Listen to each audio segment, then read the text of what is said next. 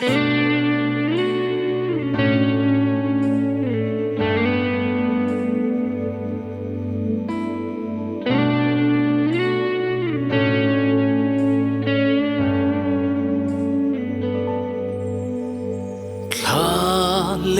ram re chu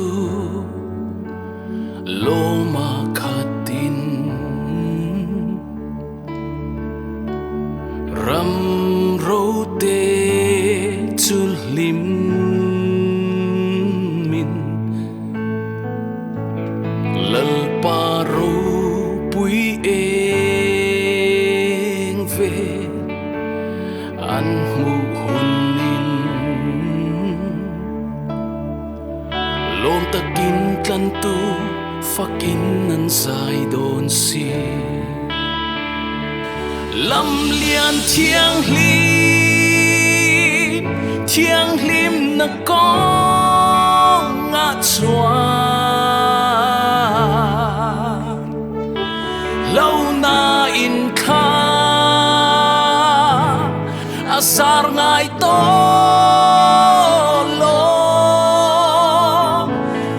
ten ne na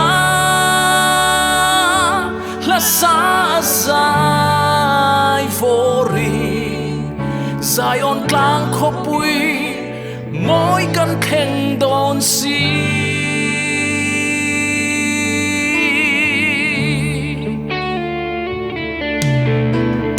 ku chak lo te chu ti chak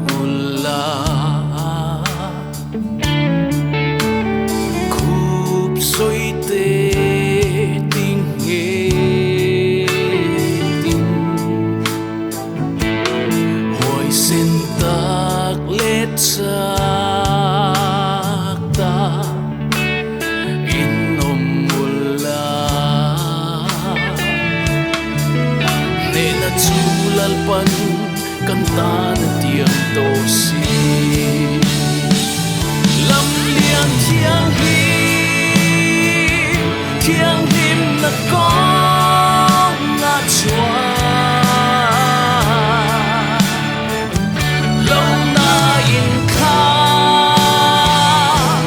asar ngai to lo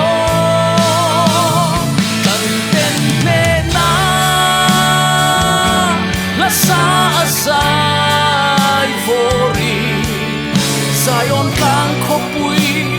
moi kan kheng don si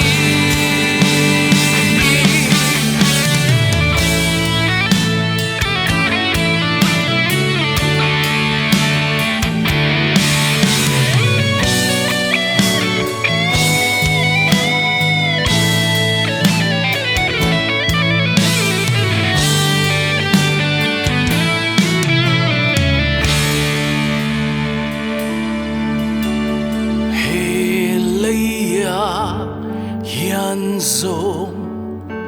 sual ra lianin lal param lak min dal tri thi sen ne na ro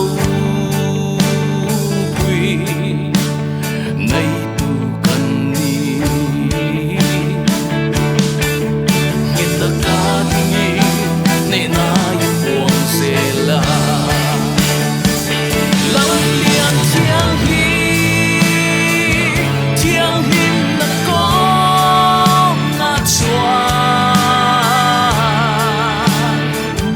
lâu na in kha